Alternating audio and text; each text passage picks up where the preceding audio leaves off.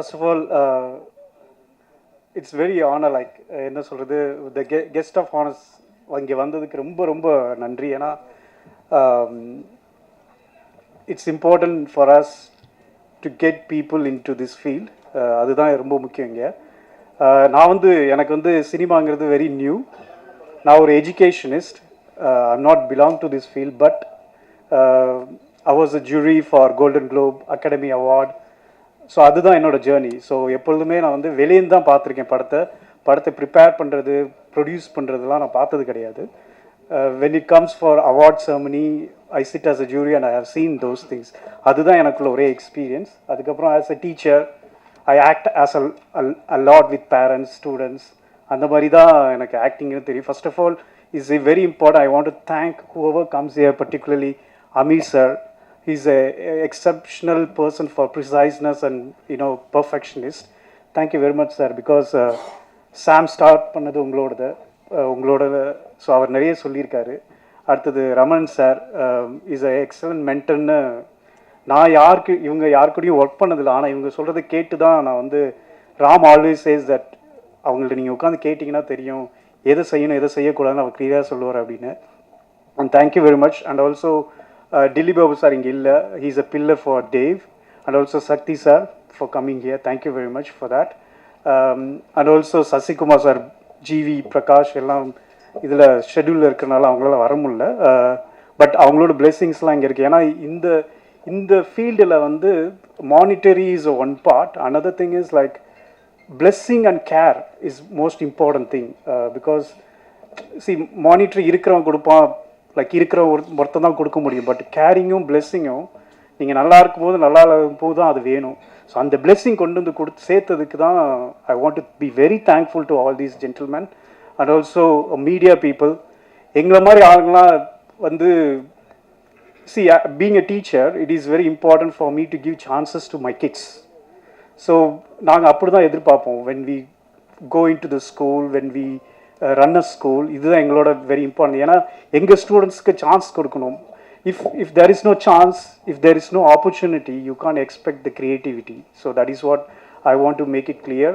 When this project came to me, இது என்கிட்ட வரும்போது கேட்டேன், படத்தை ஸ்டோரி கேட்டேன். யங்ஸ்டர்ஸ்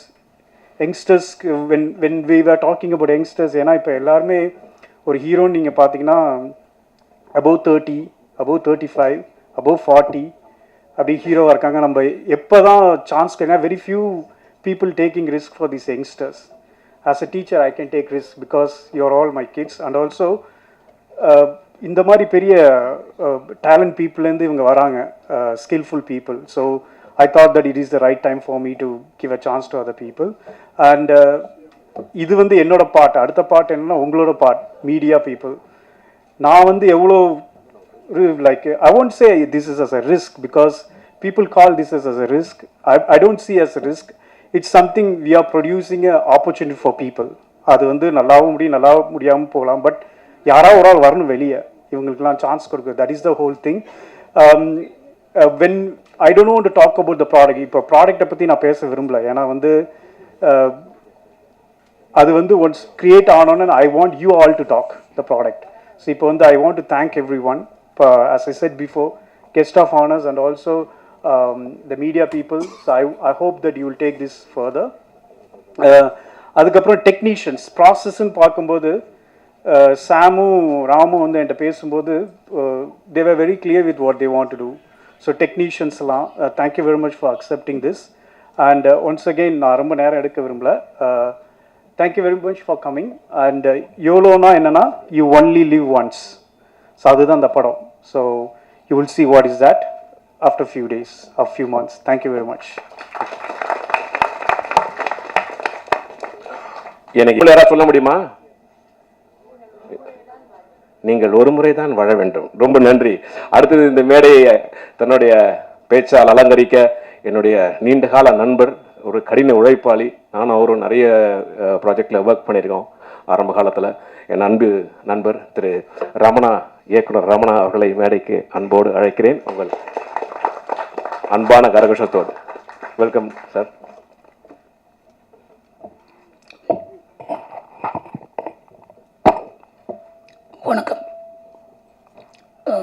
கோபி சொன்ன மாதிரி இங்கே இருக்கிற எல்லாருமே ஓரளவுக்கு நண்பர்கள்.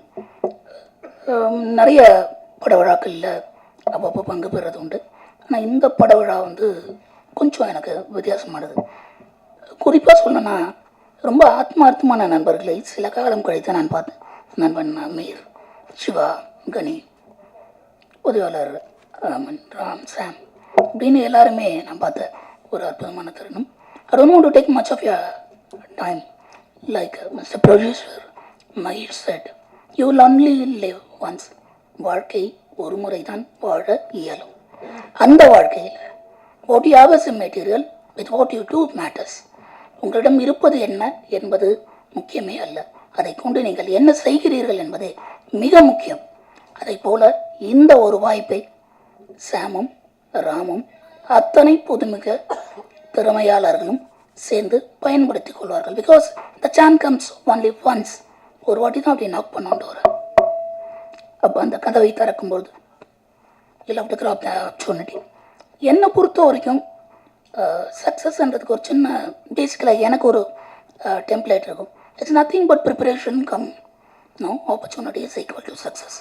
நீங்கள் ரொம்ப அழகாக ப்ரிப்பேர் ஆகிருப்பீங்க, but you don't get an opportunity, then there is no success at all. But at the same time, there is an opportunity, and if you don't prepare yourself, அப்போவும் நீங்கள் அந்த சக்ஸஸ்ன்ற இஸ் ஈக்குவலுக்கு அந்த பக்கம் நீங்கள் போகிறது கஷ்டம். So when the success only comes when you prepared yourself fantastically and the opportunity comes in the right time, no, it is automatically goes to the other end of the life. இப்போது producer சொல்ல மாதிரி risk எடுக்கிறேன்னு எல்லாரும் சொல்கிறாங்க அப்படின்னு. உலகத்தினுடைய அத்தனை சிறந்த படைப்புகளும் இடங்களும் தகுதிகளும் ரிஸ்க்கு அந்த பக்கம் தான் இருக்குது. அதை தான் அன்றைக்கி மிஸ்டர் பாலா எடுத்தாங்க, அமீர் எடுத்தாங்க, சிவா எடுத்தான், நான் எடுத்தேன். So everybody need to cross that. So for ஒரு கட்டத்துக்கு அப்புறம் please don't cross the limit அப்படின்னு ஒரு கோடு இருக்கும். அந்த கோட்டை அந்த தாண்ட பறக்கிறதுக்கு சிறகு இருக்கலாம். இவ்வளோ நாள் அம்மாவும் அப்பாவும் பறந்து நம்ம பார்த்துருக்கலாம். ஆனால் முதலில் அந்த விங்ஸை ஓப்பன் பண்ணுறதுக்கான அந்த கட்ஸ், அந்த தைரியம், அந்த நம்பிக்கை, இதுக்கு முன்னாடி பறக்க போகிற அந்த மலை உச்சிலேருந்து கீழே பார்த்தா அது பாதாளம் தெரியும். ஆனால் கொஞ்சம் நிமிர்ந்து பார்த்தா வானமும் தெரியும். எதை பார்க்குறீங்கன்றது ரொம்ப முக்கியம். What you see, there you go அப்படிங்கும்போது. ஸோ அந்த மாதிரி இந்த மொத்த டீமுமே ஒரு அற்புதமான ஒரு நல்ல இலக்கை, பாசிட்டிவான இலக்கை நோக்கி சென்று அடையணும். இது ப்ரொடியூசர் மகேஷ் வீட்டுக்கு வந்து இன்வைட் பண்ணும்போது அவங்க வீட்டை தான் நான் ஒரு ரெக்வஸ்ட்னு வச்சேன். சார், ஆரம்பம் எல்லாமே அழகு தான் இருக்கும். தயவுசெய்து எவ்வளோ கஷ்டம் இருந்தாலும் இந்த படத்தை தயவுசெய்து முடிச்சிடுங்க. That is very very important. So ஒரு படம் ஆரம்பிக்கிறது எவ்வளோ முக்கியமோ, இந்த பூஜைக்கு என்னை கூப்பிட்ற மாதிரி இன்றைக்கி ஃபஸ்ட் காப்பி பார்த்துட்டோம் அப்படின்னு சொன்னீங்கன்னா அது ரொம்ப இன்னும் சந்தோஷம். அந்த இலக்கை இந்த மொத்த திறமையாளரும் சேர்ந்து அடைவார்கள் அப்படின்னு எல்லாம் உள்ள இறைவனை வேண்டி விடைபெறுகிறேன். நன்றி. நன்றி ரவணா சார்.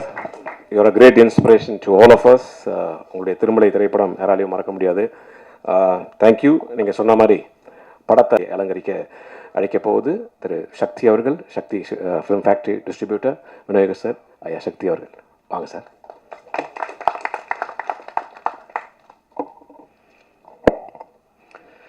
அனைவருக்கும் வணக்கம். ப்ரொடியூசர் பேசும்போது ஒரு வார்த்தை சொன்னார், ஐ எம் ப்ரொடியூசிங் ஆப்பர்ச்சுனிட்டி அப்படின்னாரு. ஆக்சுவலாக ப்ரொடக்ஷன் அப்படின்னு வரும்பொழுதே நிறையா ரிஸ்க்கு அப்படிங்கிற வார்த்தையை நம்ம யூஸ் பண்ணிக்கிட்டு இருக்கோம். அது அவரோட டைமென்ஷன் வந்து ரொம்ப புதுசாக இருந்துச்சு. நான் வந்து இத்தனை பேருக்கான ஆப்பர்ச்சுனிட்டியை ப்ரொடியூஸ் பண்ணுறேன் அப்படின்னு சொல்கிறது வந்து எல்லாத்துக்கும் மேலே ஒரு தாயுள்ளம் கொண்ட ஒரு எண்ணம். இந்த படம் பூஜை பார்த்தா இவ்வளோ யங்ஸ்டர்ஸு, அந்த ஒவ்வொரு யங்ஸ்டருக்குள்ளேயும் பெரிய பெரிய கனவு இருக்கும். பெருசாக சாதிக்கணும், பெருசாக நான் வந்து என்னை ப்ரூவ் பண்ணணும், அச்சீவ் பண்ணணும், அவ்வளோ எண்ணங்களையும் கேரி பண்ணிவிட்டு ஒவ்வொரு யங்ஸ்டரும் உள்ளே வரும்போது அதை ஒரு ப்ரொடியூசர் யூகேயில் பிறந்து வளர்ந்து அங்கே டீச்சராக ஒர்க் பண்ணிகிட்டு இருக்க ஒருத்தர் அங்கேருந்து இங்கே வந்து தயாரிக்கிறேன் அப்படின்னு நினைக்கும்போது நம்ம அந்த ரிஸ்க்குங்கிற வார்த்தையை யூஸ் பண்ணக்கூடாதுன்னு நினைக்கிறேன். சினிமா வழக்கமாக அதோட வியாபாரத்தில் ஒவ்வொரு டைமும் ஒவ்வொரு டைமென்ஷன் மாறிட்டு போயிட்டே இருக்கும். முக்கியமான காலகட்டத்தில் இருக்கும். சமீப காலமாக என்ன ஆகிட்டு இருந்துச்சுன்னா, நிறைய படங்கள் பார்த்திங்கன்னா ஒரு 5 வருஷத்துக்கு முன்னாடியெல்லாம் பார்த்திங்கன்னா ஹிந்தி பிஸ்னஸ்க்காக ஒரு படம் பண்ணுவாங்க. ஹிந்தி பிஸ்னஸோட ஃபுல் அமௌண்ட்டை வாங்கிட்டு ஒரு படத்தை ப்ரொடியூஸ் பண்ணியிருப்பாங்க. அடுத்தது ஒரு படம் வந்து என்ன பண்ணியிருப்பாங்கன்னா, இந்த படம் பண்ணால், இந்த ஜானர் பண்ணால் ஓடிடி போயிடும், சேட்டலைட் இந்த ஹீரோவுக்கு வந்து ஓடிடியில் பிஸ்னஸ் இருக்குது, இந்த ஹீரோவுக்கு வந்து சேட்டலைட்டில் பிஸ்னஸ் இருக்குது அப்படின்னு பிரித்து பார்த்தெல்லாம் படம் பண்ணிக்கிட்டு இருந்தாங்க. இதில் முக்கியமாக இடையில கொஞ்சம் நம்ம தவறுனது, தேட்டருக்கு வந்து படம் பார்க்குற ஆடியன்ஸுக்கு பிடிச்ச மாதிரி படம் பண்ணுறதை விட சேட்டலைட்டுக்கும் ஓடிடிக்கும் ஹிந்தி பிஸ்னஸ்க்கும் படம் பண்ணிக்கிட்டு இருக்க வேண்டியதாச்சு. அப்புறம் இங்கே என்ன ஆயிடுச்சுன்னா, ஒரு ஓடிடியோட ப்ரைஸ் வந்து இந்த படத்துக்கு வந்து 15 கோடினா அடுத்தது அந்த அந்த அந்த குறிப்பிட்ட ஹீரோ அல்லது டெக்னீஷியனோட சம்பளம் அந்த 15 கோடியில் போய் நிற்கும். இப்போது ப்ரொடியூசர்ஸ் வந்து என்ன ஆக வேண்டி இருந்துச்சுன்னா, இந்த பர்டிகுலர் அமௌண்ட்டை ஒரு ஹீரோவுக்கு 50 கோடி சம்பளம் கொடுக்குறாங்கன்னா அந்த 50 கோடி ஓடிடி விற்கிறதுக்கு போராடிட்டு இருப்பாங்க. இதனால் ப்ரொடியூசருக்கு வந்து எந்த விதமான பயனும் இல்லாத ஒரு கண்டிஷனில் தான் இருந்துச்சு. இவங்க இந்த 50 கோடிக்கு இன்ட்ரெஸ்ட் கொடுத்துட்டு திருப்பி போய் இந்த 50 கோடியை ஓடிடியில் விற்று இவங்க கவர் ஆகிக்குவாங்க. மறுபடி எகைன் வந்து இந்த தேட்டர்கள்லேருந்து என்ன வருதோ இதுதான் அப்படிங்கிற மாதிரி இருந்துச்சு. இப்போது இந்த ஓடிடி சேட்டலைட்டில் வந்து ஒரு மிகப்பெரிய சேஞ்ச் இருக்குது. பெரிய லெவலில் அந்த அப்ரோச்சே வந்து மாறி போயிருக்கு.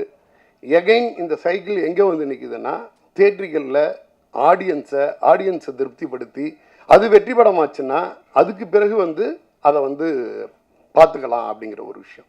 ஒரு ஓடிடியோட ஹெட் ஒருத்தங்க பேசிகிட்டு இருக்கும்போது என்ன சொல்லி சொல்கிறாங்கன்னா, நாங்கள் ஒரு 10 படத்தை பார்த்து அதுலேருந்து ஒரு படத்தை வந்து சூஸ் பண்ணி வாங்கி வச்சுட்டு இந்த படம் ஓடுமா ஓடாதா அப்படின்னலாம் நான் பார்க்குறதுக்கு, தேட்டரில் வந்து இந்த படம் ஓடிச்சுன்னா நான் என்ன கொடுக்கணுமோ அதாட்டும் இன்னொரு மடங்கு காசு கொடுத்து கூட நாங்கள் வாங்கிட்டு போகிறோம் அப்படிங்கிற லெவலில் அவங்களோட பிஸ்னஸ் மாறி இருக்கு. அந்த மாதிரியான காலகட்டத்தில் ரொம்ப கிளவரான மூவ் தான் தயாரிப்பாளர் பண்ணியிருக்குது அப்படின்னு நினைக்கிறேன். கம்ப்ளீட் யங்ஸ்டர்ஸ், கம்ப்ளீட் டெபு இவங்களோட ஒரு படத்தை ஸ்டார்ட் பண்ணுறாங்க. ஒருவேளை அவங்க வந்து அந்த கதையில் முழுமையாக நம்பி அவங்க நினச்சபடி வந்துச்சுன்னா, ரொம்ப ஆர்கனைஸ்டாக பேசினார். ஒரு 5 நிமிஷம் பேசிகிட்டு இருந்தோம். இந்த ஃபில்ம் வந்து மொத்தம் 32 டேஸ் வந்து கம்ப்ளீட் சிங்கிள் ஷெடியூலில் பிளான் பண்ணியிருக்கோம் அப்படின்ற மாதிரி சொன்னாங்க. ஒரு பர்டிகுலர் டேட்டில் சிங்கிள் ஷெடியூலில் நான் எடுத்து இந்த படத்தை ரிலீஸ் பண்ணுறதா இருக்கேன். இந்த மந்தில் ஷூட்டிங் முடியும், அதுக்கு அடுத்த இந்த மந்தில் ரிலீஸ் பண்ணணுங்கிற லெவலில் வந்து ஒரு விஷனோட இந்த படம் பண்ணுறாங்க. எல்லா யங்ஸ்டர்ஸும், தம்பி தேவ், பூர்ணேஷ், இப்போ தேவ்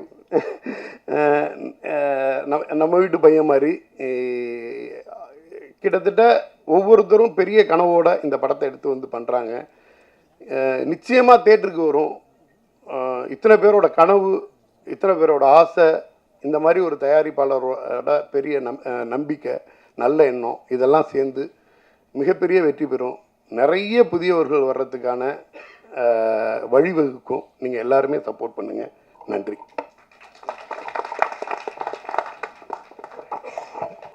ஒரு துவக்க விழா. இங்கே வந்திருக்கக்கூடிய பத்திரிகையாளர்களுக்கும் ஊடக நண்பர்களுக்கும் மேடையில் வீட்டிருக்கக்கூடிய திரை ஆளுமைகளுக்கும் இது ஒரு வழக்கமான ஒரு விழா. ஆனால் சாமுக்கும் அவனை சுற்றி இருக்கக்கூடிய புதியவர்களுக்கும் வந்து தங்களுடைய வாழ்க்கையை துவங்குகிற ஒரு நாள். அது ரொம்ப முக்கியமான ஒரு நாள். நிறைய பூஜை பார்த்துருக்கோம். எல்லா பூஜையும் ரொம்ப பிரம்மாண்டமாக நடக்கும். ஆனால் அதற்கு பின்னால் அந்த படம் சார்ந்த கிளைகள் என்னன்னு கேட்டால் நம்ம மனசுலேயே நிற்காது. ஸோ நான் எனக்கு இங்கே உட்காந்துருக்கும் பொழுது நீங்கள் எல்லோரும் பேசிகிட்டு இருக்காங்க, காது சத்தம் கேட்டால் கூட எனக்கு வந்து சேதுவை எப்படி தொடங்கணுன்றது தான் ஞாபகத்தில் வந்துக்கிட்டே இருக்குது. அவன் இப்போ சிரிச்சுக்கிட்டு நிற்கிறான். இப்படிலாம் நாங்கள் சிரிச்சுக்கிட்டுலாம் கூட இல்லை. முதல் படத்தை துவங்கும் போது ஒரு பதட்டத்தோடையே இருப்போம். ரொம்ப பழைய கதையாக இருந்தாலும் இங்கே நிறைய புதியவர்கள் இருக்கிறதுனால அந்த கதை உங்களுக்கு புதுசாக இருக்கும்னு நான் நம்புகிறேன். நான் 88, 89 காலகட்டங்களில் சென்னைக்கு வந்துட்டார் பாலா. நானும் அவர் தான் சென்னைக்கு ஒன்றா வந்தோம். அவர் பாலுமேந்திரா சார்ட்ட உதவி இயக்குனராக சேர்ந்து 93 வந்து முதல் முறையாக படம் பூஜை போடப்பட்டது. பாலா இயக்குனராக அறிமுகப்படுத்தப்பட்டார். அந்த படத்துக்கு பேர் வந்து அகிலன். தமிழ் சினிமா வரலாற்றிலேயே அல்லது இந்திய சினிமா வரலாற்றிலேன்னு கூட சொல்லலாம், காலையில் பூஜை போட்டு அன்று மாலையே படம் ட்ராப் ஆன படம் அந்த படம் தான். அப்படி ஒரு ஹிஸ்ட்ரி அந்த படத்துக்கு இருக்குது. அகிலன்ற டைட்டிலில் காலையில் பூஜை, மாலையே வந்து இந்த படம் ட்ராப் இனிமேல் பண்ண மாட்டாங்க அப்படின்னு சொல்லியாச்சு. அதற்கு பின்னால் பல நாயகர்கள். இந்த பாலான்றவர் யார் அப்படின்னா, பாலு மகேந்திரான்ற அப்படின்ற அந்த ஒரு மரத்திலிருந்து பறிக்கப்பட்ட ஒரு பழம். அது அன்னைக்கு விதைக்கப்பட்டது, ஆனால் முளைக்கலை. அது முளைக்காமல் அப்படியே நின்று போயிடுச்சு, கிட்டத்தட்ட பட்டு போயிடுச்சுன்னு கூட சொல்லலாம். அதற்கு பின்னால் நிறைய புதுமுகங்கள் அந்த படத்தில் நடிக்கணுன்ற கிட்டத்தட்ட அன்றைக்கு பீக்கில் இருந்த திரு ரஜினிகாந்த் அவர்களும் கமலஹாசன் அவர்களும் தவிர, மூத்த நடிகர்கள் தவிர எல்லா நடிகர்களுமே வந்து அந்த கதைக்குள்ளே வந்து போயிருப்பாங்க அந்த கதைக்கு. இது போக நிறைய புதுமுகங்களை பார்த்து புதிய தயாரிப்பாளர்கள் அது இதுன்னு பார்க்காத ப்ரொடியூசர்ஸே கிடையாது, பார்க்காத ஹீரோஸே கிடையாது. இன்றைக்கி இருக்கிற பெரிய பெரிய ஸ்டார்லாம் அதில் கமிட் ஆகிருக்காங்க. அந்த தகவல் வந்து தவறான தகவலாக இருக்காதுன்னு நினைக்கிறேன் நான். அல்டிமேட் ஸ்டார் கூட அந்த படத்தில் கமிட் ஆகி அப்புறம் பண்ணாமல் இருந்தவர் தான். அப்படி ஒரு ப்ராஜெக்ட் அது. நிறைய ஹீரோஸ் இன்னும் சொல்லிக்கிட்டே போகலாம், நிறைய ஹீரோ. அப்புறம் திரும்ப 97 கந்தசாமின்ற சசிகுமார் இருக்காங்க நம்ம நடிகர், அவருடைய உறவினர் ஒருத்தர் மூலமாக அந்த படம் துவங்கப்பட்டது. கந்தசாமின்ற ஒரு தயாரிப்பாளர் தான் அந்த படத்தை துவங்கினார். அகிலன்ற படத்துக்கு சேதுன்னு பெயர் மாற்றியாச்சு. அன்னைக்கு காலையில் பூஜை, இங்கே தான் பூஜை, பிரசாத் ஸ்டுடியோவில் தான். அதனால தான் அதை நான் நினைவுபடுத்தி இப்போ நான் சொல்கிறேன். நான் காலையில் பூஜை, நாங்கள் பூஜை போட்டோம், படைப்பாளிகள் ஸ்ட்ரைக் ஆரம்பிச்சிட்டாங்க. அப்படியே நின்று போச்சு. விக்ரம்ன்ற ஒரு நாயகனை வந்து உள்ளே கொண்டு வர்றோம். அவர் 12 வருடங்களாக போராடிக்கிட்டு இருக்கார் வெற்றிக்காக. அந்த நாயகன் உள்ளே வர்றாங்க. அபிதான்ற ஒரு பொண்ணு ஹீரோயினாக இன்ட்ரடியூஸ் ஆகிறாங்க. இவ்வளவும் இருந்தும் அந்த படம் ட்ராப் ஆயிடுச்சு. படைப்பாளிகள் பிரச்சனை இல்லை. இப்போ எடுப்போமா, இன்றைக்கி எடுப்போமா, நாளைக்கு எடுப்போமான்னு தெரியாமல் அப்படியே காத்திருந்து ஒரு வருடம் 1.5 வருடங்களுக்கு பிறகு அந்த படம் துவக்கப்பட்டது.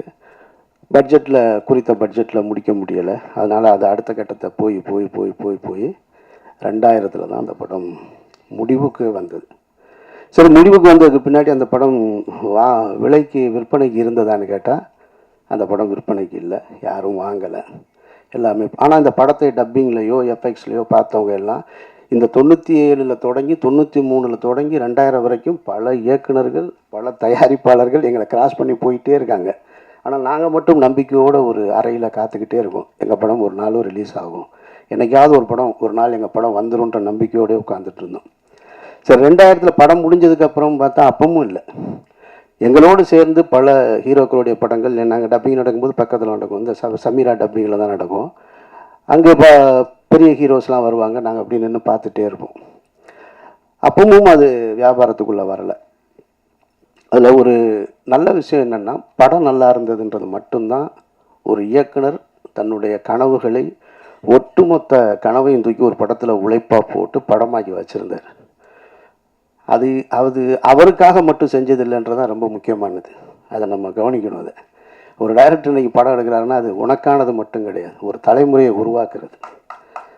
இது ஒரு தனி மனிதனுடைய இது இல்லை, ஒரு தலைமுறையை உருவாக்குறது. பாலுமகேந்திரான்ற மரத்திலிருந்து அந்த பழத்தை எடுத்து 2வது முறையாக விதைக்கப்பட்டது தான் சேது. அது விதைச்சது சாதாரணமாக முளைச்சது. அங்கேருந்து தான் அமீர்னு ஒருத்தன் வந்தேன். அங்கேருந்து தான் சூர்யான்ற ஒரு நடிகர் உருவாக்கப்படுறார். அங்கேருந்து தான் விக்ரம்ன்ற ஒரு மாபெரும் நடிகர் உருவாக்கப்படுறாரு. சூர்யான்ற நடிகர் தான் பல கம்பெனிகளை உருவாக்குறாரு, பல இயக்குனர்களை அறிமுகப்படுத்துகிறாரு. அமீர்ன்ற ஒரு இயக்குனர் வரும் பொழுது சசின்ற ஒரு இன்னொரு இயக்குனர் வரும். சசின்ற ஒரு இயக்குனர் வரும்போது சமுத்திரகனி வர்றான், கஞ்சா கருப்பு வர்றான், நமோ நாராயணன் வர்றான், புதிய தயாரிப்பாளர்கள் வர்றாங்க. இப்படி போய்கிட்டே இருக்கு. அப்போது அந்த காலகட்டத்தில் 2000 படத்தை எடுத்து முடிக்கும் பொழுது எங்களுக்கு இருந்த நம்பிக்கை படம் நல்லா இருக்குது, அவ்வளோதான், வேறு எதுவுமே தெரியாது. படம் விற்பனை ஆகலை. அந்த டைமில் இதே பிரசாத் லேபில் நான் அந்த படம் ரிலீஸுக்காக நானும் தயாரிப்பாளர் திரு கஃபார் அவர்களும், அவர் எனக்கு அண்ணன், கபாரண்ணனும் சித்ரா லட்சுமணன் சாரும் அந்த ரிலீஸுக்கான வேலைகளில், ஏன்னா ரொம்ப சிரமம், ரொம்ப கடனில் இருக்குது, இந்த படம் எப்படி ரிலீஸ் ஆகும்னு தெரியாத ஒரு சூழல். அப்போ நின்றுட்டு இருக்கும்போது பக்கத்தில் கமல் சார் இருக்கார். ஹேராம் படம் ஒர்க்கு போயிட்டுருக்கு அவருக்கு. நான் சின்ன வயசுலேருந்து கமலஹாசன் அவருடைய மாபெரும் ரசிகன். நான் அவரையெல்லாம் பார்த்துட மாட்டோமா, அவர் கூட நின்ற மாட்டோமா, அவருடைய விரல் நுனியை தொட்டுற மாட்டோமா அப்படின்னு ஏங்கிக்கிட்டு இருந்த ஒரு நபர். அவர் அப்படி நிற்கிறாரு, இவ்வளோ பெரிய தாடி வச்சுட்டு. சித்ரா சாரை பார்த்த உடனே கமல் சார் கூப்பிட்டு பேசினார். என்ன சித்ரா இங்கே இருக்கீங்கன்னாரு. இல்லை இந்த மாதிரி சேதுன்னு ஒரு படம் அப்படின்னோடனே கமல் சார் சொன்ன வார்த்தை, ஆமாம் கேள்விப்பட்டேன் அப்படின்னாரு. அதுதான் எங்களுடைய முதல் வெற்றி.